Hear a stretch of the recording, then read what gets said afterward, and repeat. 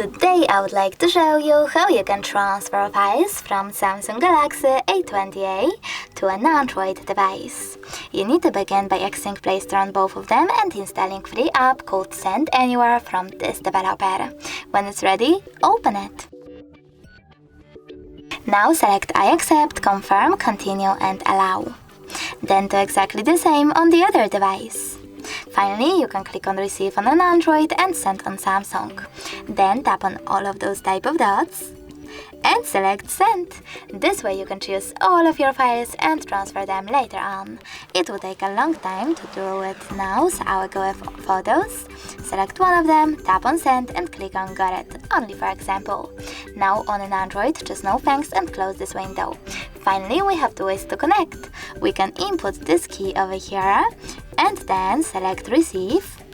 But we can also scan this QR code. If you want to do that, click on this scanning icon on an Android, select while using the app or only this time, and point your camera at the code. Now, after a couple of seconds, as you can see, my photo was successfully transferred.